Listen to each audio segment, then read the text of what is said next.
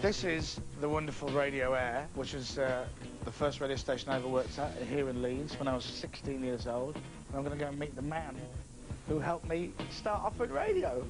Although when I was here, it didn't have a helicopter, which it seems to have now.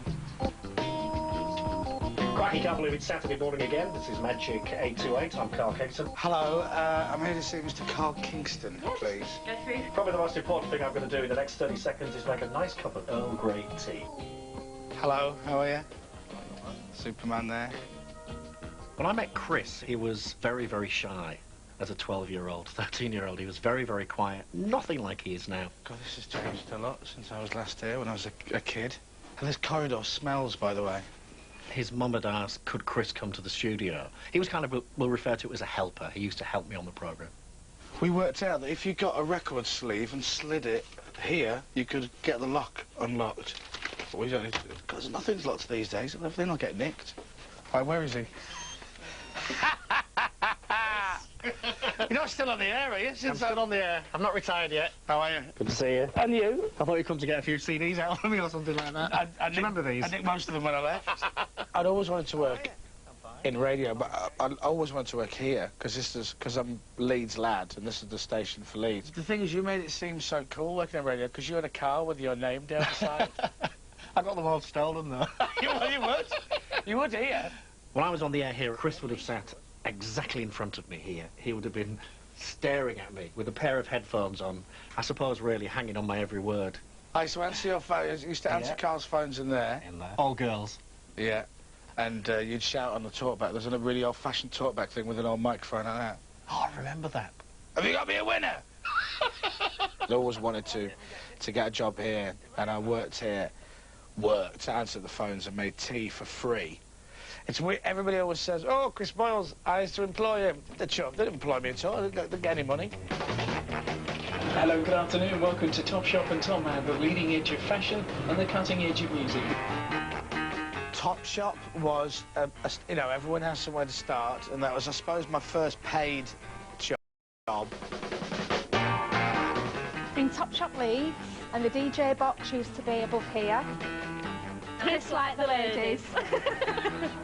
The idea was you entertained the customers with your banter and subliminal selling style. Within the space between one record and another, you were engaging the audience and telling them about some of the fabulous product that Top Shop and Top Man had. This is the innovation. This is the cutting edge. I couldn't be arsed with that. I just used to play a load of records for all the staff and dick about. He would talk about customers when they came in the shop as well. He would might make like sarcastic comments or jibes. I knew that, hang on, he's only a young lad, 16, you know, I could probably hire him quite cheaply.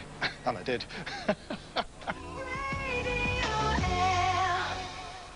This is where I did my first show. Yeah. You did your show through there. We've got a clip of your show. No, you haven't. We have. I don't want to hear it. Do you know? Are you sure? Yeah. Shall I play it? That'd be rubbish.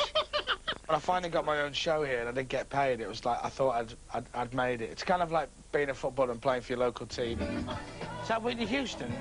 I can't remember. If you're a regular listener to Carl Kingston's evening piece between 7 and 10, you'll have probably heard about the continuing sagas of Steve and Liz. Carl usually updates you every other night. That's my fake laugh. Even though this is where I started, and I've got a lot of affection for this radio station and this studio and the building, it's still competition. And so, you know, there is an evil side of me that loves the fact that I have more listeners than this place does in the morning. So hi to Liz and Steve, and just, look, if you see them all over each other... It's cringeworthy, but I was 16. It's great. 96.3, more music. I sound better there. Yeah, I sound deeper there. Magic Listener Club birthdays. That's all their listeners, by the way. Do you know what it's like? It's kind of like being brought up in a rough council estate and you've come back to have a little look. And it's nice to see everything again, but you want to go because you're worried about the wheels on the car. See, I think this is now networked, right, from somewhere else. This is a radio studio. This is a radio station in this room, but there's no one here because it's networked. And I think... They were discovered at their house. If I do that, it takes it off the air. Multiple. That's power, isn't it? Power there. I would like to nick something before I go, though. Total of 100. There'll be a couple of old dears in Bourbon tops going like that. Ooh, the radio's gone off. Stevie Winwood, 9412. If that's coming up on Magic, it's not going to be played, because I've got it. It's me, this, I'll do it again. Part of a group left There you go, it's off. in prison. Back on again. Right, let's get out of here, seriously. The radio station keeps going off, mate.